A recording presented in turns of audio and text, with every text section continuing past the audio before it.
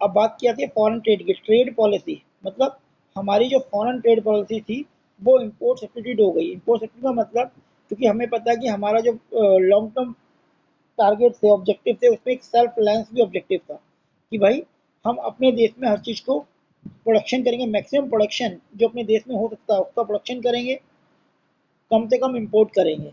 उसी के को ध्यान में रखते हुए इंपोर्ट सब्स्टिट्यूट को लाया गया। इंपोर्ट सब्स्टिट्यूट का मतलब क्या होता है कि जितना पॉसिबल हो बाहर से इंपोर्ट को कम करके उस चीज़ को अपने देश में ही प्रोडक्शन किया गया है। इसके लिए उन्होंने जो बाहर से चीज़ें आ रही थी उनमें कई रिस्ट्रिक्शन लगाई, जैसे कोटा फिक्स कर दिया कि भाई इतनी क्वांटिटी ज़्यादा आप नहीं बेचोगे, टैक्स बढ़ा दिया, टैरिफ टैक्स बढ़ा दिया ताकि वो चीज़ महंगी हो जाए और इंडियन इंडस्ट्री को ग्रोथ मिल सके।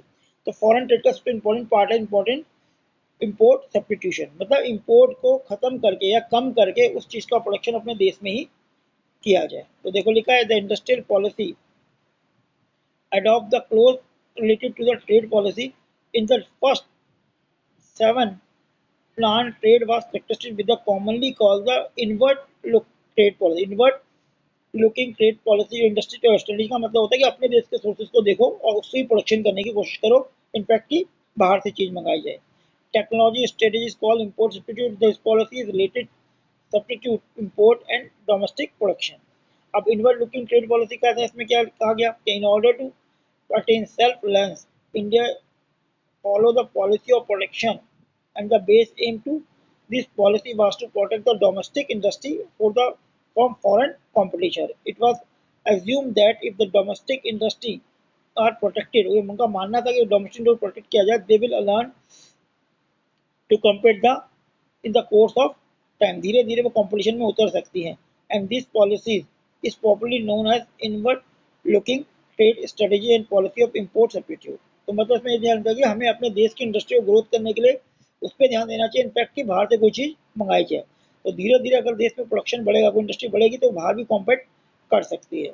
Inward looking trade policy refer to the policy having the reliance and import substitute and protection of the domestic industry through the import restriction and import duties। मतलब import restriction लगा दी, Kota fix कर, जैसे मैंने बताया कि बाहर से कोई कंपनी अगर माल हमारे देश में लाती है फॉरेन कंट्री तो उसका कोटा फिक्स कर दिया गया कि भाई इससे ज़्यादा क्वांटिटी आप हमारे देश में नहीं ला सकते, या फिर उस पर टैक्स बढ़ा दिया गया ताकि वो कम हो। Import substitution implies domestic product of goods which country has import। पर ये अब ये दिस स्ट्रेटेजी अडॉप्ट क्यों अडॉप्ट की गई? द सेफ फॉरेन एक्सचेंज, भाई अगर हम इंपोर्ट करेंगे तो हमारा फॉरेन एक्सचेंज वहाँ चले जाएगा, तो उसको सेव करने के लिए अडॉप्ट किया गया। अचीव सेवलेस, तो मेन दो मोटिव थे कि भाई फॉरेन करेंसी हमारे देश में है उसको बचाया जाए और अपने सेल्फ रिलायंस को अचीव किया जा सके। In this policy government protect the domestic industry from the foreign competition. Protection from import two and two four, tariff and quota, दो तरह से टैक्स लगाया गया और कोटा, जैसे मैं बता रहा हूँ। Carrot tariff is a fixed tariff or tax and import goods, and these make important for the goods more expensive and thus discourage import। भाई महंगी हो जाएगी, टैक्स लगाओगे तो लोग इसे कम परचेज करेंगे। And quota specify quantity of the goods which has been import, भाई अगर महंगा करने पे लोग खरीदे तो उनका कोटा फिक्स कर दिया गया कि भाई इससे ज़्यादा तो आप एक ईयर में एक पर्टिकुलर टाइम में हमारे देश में नहीं बेच सकते। Tariff and quota protect the domestic firm a foreign competition and intend to save the foreign exchange by making import expensive. फिर रीजन फॉर इम्पोर्ट सब्स्टिट्यूट का क्या था? भाई रीजन तो हम अगर मैं आपको बताऊं तो रीजन तो हमने भाई बात कर रहे हैं जैसे कि भाई फॉरेन सब्स्टिट्यूट को जो हमने करा उसके रीजन क्या थे। Whereas since the industrial development country were going not able to face world competition, it was assumed that if these industries were protect, they would be able to face competition। भाई उन्होंने कहा कि हमें सब कुछ input करना पड़ेगा क्योंकि अगर फॉरेन की कंट्री जो डेवलप हो चुकी थी उनके सामने हमारी कंट्रीज की इंडस्ट्री अभी इतनी डेवलप नहीं थी, अगर हम उन्हें प्रोटेक्ट नहीं करेंगे तो वो कंपटीशन सर्वाइव नहीं कर पाएंगी। Import restriction is desired to safeguard of the foreign exchange and reserve of the also self-sufficient। तो ये इसके मेन रीजन थे। पढ़ो एक बार इसे, जो इसका इवेल्यूशन करते हैं कि भाई 1950 से लेकर गवर्नमेंट ने जो पॉलिसी बनाई 1950 से लेकर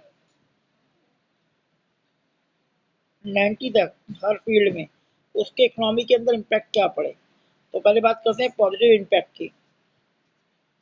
क्या पड़ा? The raise in the industrial share of GDP, industrial sale GDP का बढ़ गया, उस पर ध्यान दिया गया। ठीक है।